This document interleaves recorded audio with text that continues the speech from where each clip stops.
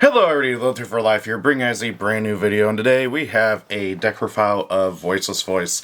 This is a deck that I have enjoyed for quite a while now. I built it back when lows were expensive. Haven't gotten very lucky with pulls and everything.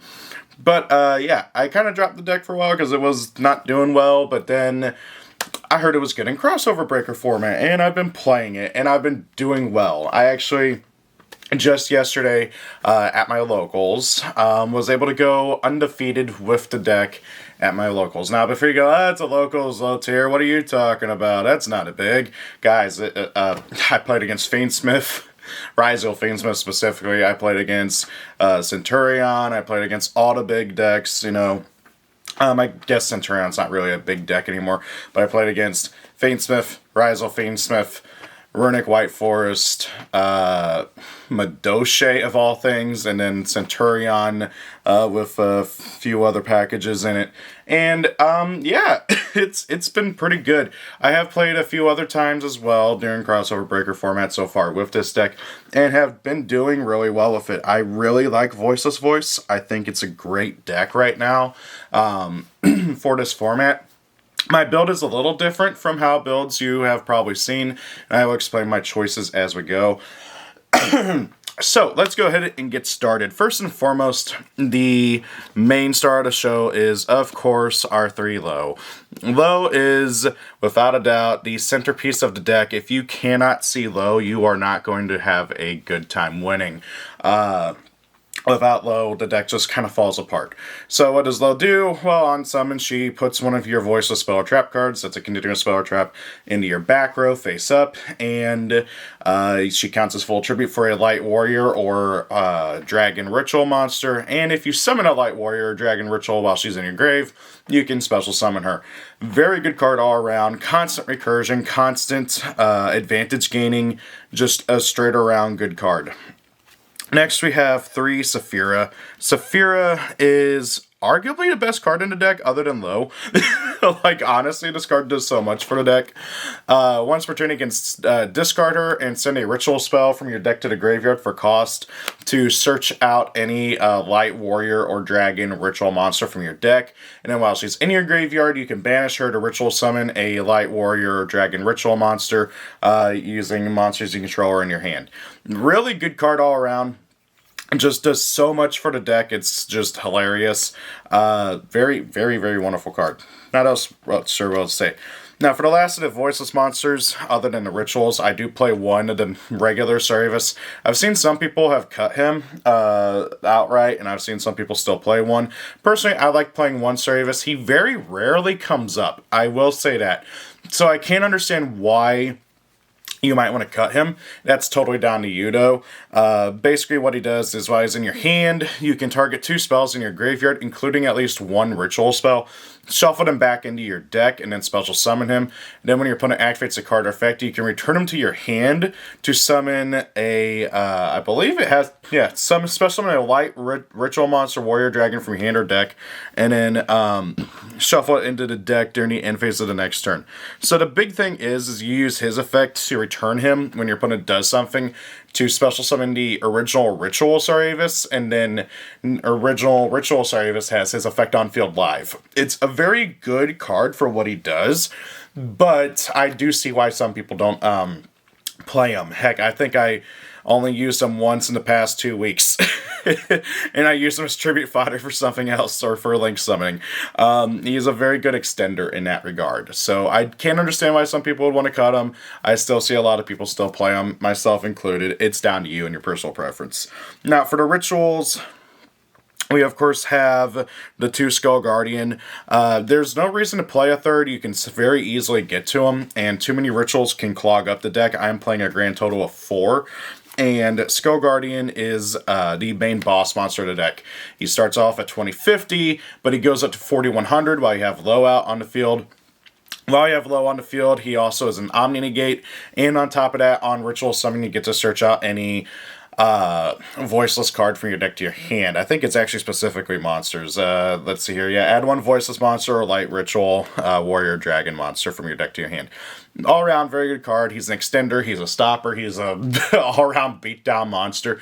4100 attack is very difficult for people to get over, especially while you have Barrier out, which makes him untargetable. It's just all-around great. Next, we have one Ceravis. You have the original Ceravis. This is a card I really want to bump up to 2, but at the same time, I haven't felt like I need to. But at the same time, oh my god, I don't feel safe summoning low while not having Ceravis in hand.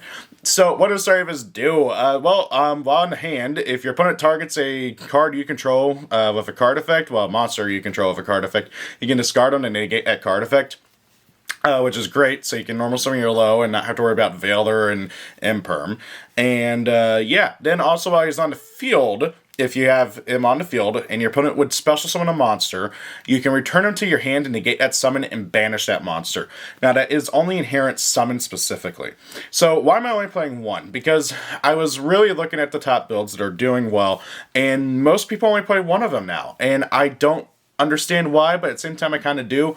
It's for consistency reasons. You can very easily get to them. There's a lot of ways to get to them, and nowadays you don't really so much keep them in your hand, but use them as an end board piece. Your best end board that you can make, typically speaking, will have both Ceravis and Skull Guardian out.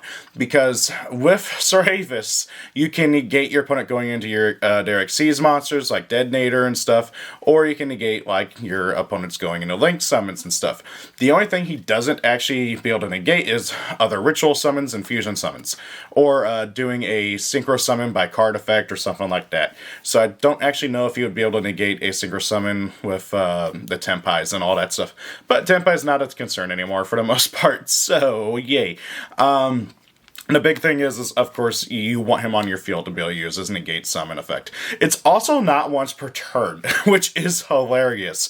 None of his effects are once per turn, and thanks to Blessing, you can Ritual summon him on your opponent's turn. So I've literally had times where I'll have him on the field, negate a summon, and then, oh, my opponent summons something, Blessing effect, Ritual summon using low, bring back Ceravis out, and now I got another summon negate. It's stupid, the fact that it's not once per turn. It's great. Now, for the last Ritual, this is a bit controversial because many people regard her as a terrible card, but I love her. And she actually came up and won me quite a few games. And that is the Saphira Divine Dragon of the Voiceless Voice. So this is the Saphira retrain. The original Saphira, unfortunately, does not mesh well at all in his deck. She's a level 6 instead of a 7. She's got 2500 attack. She's okay. She's just an okay card. And very slow with her effects. You get one effect during the end phase and that's it. This card, though, is really great. So on Ritual Summon, you get to draw 2, discard 1. During your opponent's end phase, you can add a light from your graveyard back to your hand. And whenever your opponent attacks one of your monsters, you can force your opponent to discard a random card out of their hand. So those are 3 cool effects. They're all literally just her effects from the original version, but now they activate at different times. You get 1 on summon, you get 1 at any point your opponent attacks you, and then you get 1 time whenever during each end phase, well, each of your opponent's end phase. So that means that she can very easily accrue resources and drag out the game a bit longer. This deck is a bit grindy. But the big thing that I use her for, because I'll be honest, I never once triggered her discard effect, and her grave effect actually did come up quite a few times, grabbing stuff from the graveyard. Very cool effect with that, just letting you extend even more and get more advantage on the following turn. The big thing that I use her for is the draw 2, discard 1. That is purely to get to more engine or to get to more hand traps, and it comes up. I love that draw 2 and discard. It's very, very, very, very helpful for this deck and gives you that grind game. There are several games that I would not have won if I did not summon her and get that draw 2 and get to 2 more hand traps. And then, I just discard a dead card in my hand, like a pre-prep or something that I already have used that turn or something, or a preparation that I don't need, or something else. It comes up, and I really do think that this is a great card. I know that like usually people are like, oh, if you have to defend it that hard, it's not a good card. Just try it, please. Okay? I implore you. It's also really not hard to get all 3 rituals on field at the same time. I've done that multiple times on the same turn. It's great. Just being able to do that. A bit overkill, yes, but I love it. Anyways, let's move on to the other parts of the engine.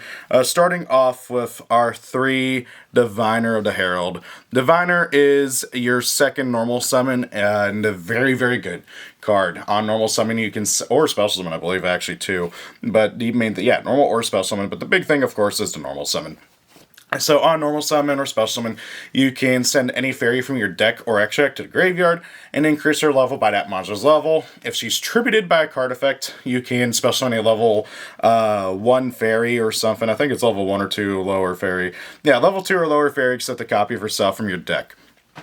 So the big thing is that if you don't see low, this gets you too low, because you normal summon her and you send Trias Hierarchia from your deck to the graveyard. Now, Trias has the effect to where, as a quick effect while it's in your hand or graveyard, you contribute up to 3 fairies you control to special summon it, and then you get bonus effects depending on how many fairies you get. 2 or more, you get to pop a card. 3 or more, you also get to draw a card. I'll be honest, that never comes up. I did use the pop effect once, and it was actually very helpful because it popped the floodgate. So I'm like, yeah, get rid of that. So, but the most of the time when you're using this, you're dumping it off of Diviner purely to use as a combo piece to get to low, because you send it to the graveyard with Diviner, then you use its effect right away to tribute the Diviner, and then that special summons this, and then it gets you to low because Diviner will special summon low from deck, which is great. And then now you're off to the races. And now you got a level 9 that you can use for either tribute fodder, link fodder, synchro fodder, whatever you want to do. Very good card all around for this little combo piece, and I love it. Okay, and now for the last like little mini engine is 1 Dogmatica Maximus along with 3 Nadir Servant. Okay, this, I'm not gonna lie, is probably like the best engine in the deck. Part of me wants to kind of go all in and add like a Fleur-de-Lis or something as well, but yeah, I don't think that would be very good. Anyways, so let's talk about this. So Dogmatica Maximus is a really underrated Dogmatica all around. Most people focus on Fleur-de-Lis, Ecclesia, and good old Dogmatica Punishment, you know, but Maximus has a 2 very simple effects. You can special summon him by banishing an extract monster from your graveyard. That's good. You are locked into you are locked out of your extract for the turn you use pretty much any of his effects. And then the second effect is once per turn you can send you can force your opponent and yourself to send 2 cards from your extracts to the graveyard. You have to send 2 with different names. Your opponent can send any 2. So if your opponent wants to send 2 Abyssal to the graveyard, cool. But you cannot. You have to send 2 with different names. That does make things a bit clunky sometimes, because God, would it be wonderful to send 2 Herald of the Arclight. But you can't. You have to send 1 Herald of the Arclight plus something else, typically. And so this is just really good. Nadir Servant gets you to Maximus. Nadir Servants, whenever you activate it, you are locked out of your extract. You send 1 monster from your extract to the graveyard to add a Dogmatica from your deck or graveyard with attack less than that monster's attack. So I did not notice. I thought it was just from deck, but no, Nadir Servant can grab from grave too. I've never known that before, and it just boggled my mind when I'm talking with a friend and he points it out. So, yeah, it's very good that you can do that. Typically speaking, you're sending Garura to search out Maximus, and then you get the draw off of Garura. Then you banish the Garura with Maximus to summon him, and then you use Maximus effect to send Herald of the Arclight, and usually, it kind of depends. Typically, what I send is Ciphering Lord Omega along with him, so that I can recur something with Omega, but it really comes down to what you're doing, and if you're going second, because if you're going second, maybe you want to send an Intis to pop something. It really comes down to you. Now, that's all it for the engine stuff. Let's talk about the non-engine real quick. 3 Ash, 3 Nib, and then 3, that is not my Imperm. Where did my Imperm go? Then 3 Imperm. There they are. And finally, also 2, Dominus Purge. Now, Dominus Purge, I kind of want to bump up to 3. I was playing it at 3, but then I cut it out for something else. I forget what, actually, off the top of my head. But anyways, that is 2, 5, 8, 9, 10, 11. 11 non-engine hand traps that we are playing, and I think it's the perfect amount. You don't want to go too overboard with the non-engine hand traps because, I mean, also if you count Saravis as a hand trap, that's 12. But anyways, you don't want to go too overboard with the hand traps because this is a ritual deck, and if you play too many, you lose that consistency. And that's one thing that I was finding with the deck, but you do want to try to play the most impactful one. So I'll kind of just explain my thoughts on each one real quick. So Ash is a given, just being able to stop. It's the most generic hand trap ever, stopping whatever you need to stop for the most part. Dominus Purge is an option as well that you can play along with it. Or in place of it if you are that worried about talents or thrust. Dominus Purge is literally Ash Blossom, but only for adding from deck to hand. And if you activate it from your hand, you are locked out of Fire, Water, and Dark, if my memory is correct. Yeah, Fire, Water, Dark. So, also, if you have a trap in graveyard, it also destroys the card, which is really good. This card comes up a lot, and it's they both come up a lot. I mean, everybody adds from deck to hand. It's great. So if you don't want to play Purge, though, or if you don't have the money, because it is like a $30 card now, which is stupid, you can just play Ghost Ogres. Ghost Ogre is another option, and it's something I've kind of flip-flopped between playing this and good old Ash. Dominus Purge, depending on what I'm playing against, will also sometimes get sided out, because some decks just don't care about adding as much, like Malice. I would totally side out. Heck, honestly, I'd probably side out all 5 of these because Malice just does not search, other than like 2 cards in the whole deck. So this does have that application as well, but for the most part, this is good against everything else. 3 Imperm, of course, we want to be able to stop stuff, and then finally 3 Nib. Nib is really good this format. I nibbed people several times, and it's just great. It's kind of funny because like if you aren't like, you got to watch out for specifically with Rizal, because if they have the field spell up and they make Derek Seizes, they are able to stop the Nibiru, but that's why you try to stop them from going into everything else. Yeah, speaking of that real quick, people keep telling me Voiceless has a really hard matchup against Rizal, but I have yet to see that. I have played against both versions of Rizal, and both times it hasn't felt that difficult. I don't know. Might just be me, maybe my luck and stuff, but I'm gonna eat those words, aren't I? I'm gonna play against Rizal like 5 times next week, and I'm gonna get destroyed. I'm calling it now. Anyways, moving on, let's talk about the rest of the stuff that we got in here. Finally, we have 3 Barrier to Voiceless Voice. This is a searcher, once per turn. You can search out any Voiceless card from your deck to your hand. Well, any Voiceless monster, I believe. Yeah, any Voiceless card other than a copy of itself. So yeah, any Voiceless card from your deck to your hand. And then while you have low and a light ritual, warrior or dragon on your field, your opponent cannot target your light monsters with card effects, and they have to attack your rituals first.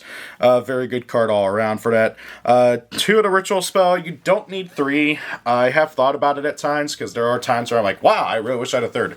But you have so many ways to recycle it between Saravis, the effect one, and the blessing as well, to be able to get to it and be able to get it back. Not to mention, also, I do play 2 Preparation of Rites. It's just super easy to get to. 1 pre-prep, I don't think it's all that great in here, and it's a hard once per turn. I like Preparation a lot more in this deck. 1 Called by the Grave to be able to stop hand traps. 1 Blessing. 1 Radiance to be able to pop and disrupt and search and stuff. This card does everything. It's stupid. And you can grab it back with Blessing, because Blessing once a turn can grab back any Voiceless card from your grave or banished. And it lets you ritual summon. It's so stupid. This card is busted. It's a custom card. And finally, 1 Goes a Match in the main. You can also totally play, there can only be 1. It's really down to you. Personally, I prefer Goes a Match in most situations, but there can only be 1 is something that I've floated around, either siding or taking out for something else to put in the main as well. But yeah, there is that option as well. So yeah, Goes in, again, you only go into lights, so Moving on, let's talk about the X-Deck, which is largely irrelevant to the deck. Largely. Let's talk about, first and foremost, Dynamundo. This guy needs a... Come on, focus. There we go. Needs a ritual, and it needs 2 effect monsters, including at least 1 ritual. It's super easy to make. It's not something that comes up too often, but every now and then when you need spot removal. Because on summon, you target 1 ritual in your graveyard and 1 card your opponent controls, shuffle them both back into the deck. Then during your opponent's turn, you contribute it, target a ritual in your graveyard, and I believe either add it to hand or special summon it. Yeah, add it to hand or special summon it. A really good card all around. It's kind of like a second and third copy of SP Little Knight, but it's also just like not super powerful, and I don't like having to link off my rituals, but it comes up in very niche scenarios, which it does happen, you know. 1 relinquished anima, because low is a level 1, and sometimes we want to be able to like suck up something, and it's another spot removal. People don't play around this card as much anymore. It's funny. 1 SP Little Knight. SP can go into Dynamundo, or more well-known SP Little Knight. Sorry, did I say SP? No, IP Masquerena, and now we got SP Little Knight. Anyways, yeah, everybody knows what these cards do. 1 Lina. This actually came up when I was playing against Centurion. I used it to link climb and stuff. Really funny. Lina lets just steal one of your opponent's lights in your graveyard. If they got a Veiler or a Nib or something in there. Rise was all light too and stuff. So yeah, it comes up quite a bit. Very good card. 1 Axis Code Talker. Sometimes this comes up once in a blue moon for helping OTK. 1 Entis. You can totally play 2, but I like 1. I also recycle it with Ciphering Lord Omega. It's not like a big thing. 1 Garura gets you a draw often to your servant. 1 Meteorologic Aggregator. I've actually not had a reason to use this yet. But it's in there for just in case. Whenever it's sent to graveyard, you can target to face a card on the field and negate its effects until the end of the turn. Everybody knows what this card does thanks to freaking Rizal. Anyways, moving on. 2 Herald of the Arclight. I had it right. Herald of the Arclight has a cool on-field effect, but the main thing is, whenever it's sent to the graveyard, you search out a ritual spell or ritual monster. 1 Golden Cloud Beast Malong. When this guy is sent to the graveyard, you get to target a card your opponent controls, return it to hand. It's another option, along with Entis. It's also a synchro target for Ultimate Slayer. 1 Ciphering Lord Omega. Again, I usually send this guy with Maximus in order to recycle my X-Deck monsters to keep reusing them over and over and have more options in general. Finally, 1 Chaos Angel, because Trius is a level 9 and Low is a level 1. Sometimes you need to make a Chaos Angel. So yeah, that's it for the X-Deck. Finally, I'm going to go over my side choices real quick because I feel like it came up a lot. My side is very much tailor-made for all the bullcrap going on right now. So let's talk about it real quick. First and foremost, 3 Lancia. Lancia needs no explanation. It's really here to stop good old Alice from doing their stuff. Next up, 3 Ghost Spell. Ghost Spell is really good in this format for the most part. It helps you stop annoying stuff. Most notably with Malice. This is another like Malice side card, really. And the big thing is it stops the field spell. The field spell, whenever you activate it, you get to banish a Malice from your deck or grave. And so since your opponent has the option of banishing a Malice from graveyard at all times when it's resolving, because something could happen and Malice could end up in grave, you can negate the field spell with this. It actually, funny enough, it also is randomly really good against some other decks. I used it against freaking Madolche, and it won me the game against him. It was hilarious. I do play the 1 Odd Eyes Pendulum Graph Dragon in the side. This comes up whenever you know you're going to go first, and you're able to just stop your opponent from being able to use their spells, especially if you're playing against a very spell-heavy deck. It comes up a bit. Now for the rest of the side, we got 3 Triple Tekis Thrust, 3 Ultimate Slayer, which I usually side these 2 together so I can get to the Ultimate Slayer. So it's effectively like having 6 copies of Ultimate Slayer. And Ultimate Slayer is so broken in this deck because, you target something, like your opponent's a fusion, their synchro, their ritual, and well, not their ritual, but their link, whatever, and you just get to fling it, and then you get to plus off of being able to send your own stuff. It's so great. 1 Triple Texas Talent that I side along with the Thrust, and then finally to side along with the Thrust as well, 1 Deep Barrier. So that is everything with this. All around, I am loving this deck. I am probably going to continue playing it even after I put together my Malice deck, funnily enough. I finally got done getting everything for Malice the same day I ended up doing Undefeated with this deck. So, yeah, I love this deck a lot. It's something fun. And, yeah, that's everything. Thank you all for watching. I know it's been a while since I've uploaded. I know I've barely uploaded. Heck, I got my YouTube rewind that told me I uploaded like 12 times in 2024. I guess this will be unlucky number 13. I know I say it all the time, but I really do miss uploading consistently, and I am really going to make a concerted effort through the next year to upload more consistently. Thank you all for being there for me for this channel, and I hope you are looking forward to the next video. Have a great day, rate, comment, subscribe, and have a good holiday, everybody. Have a good new year, all that fun stuff. See you all next time. Thank you for watching the video. I hope you enjoyed it. If you did, please do consider rating, commenting, and subscribing. Sharing the video helps as well. If you especially really like it, please do consider being a channel member. Every little bit helps out. And hey, also why not check me out on my other social media pages. Thank you, and have a great day.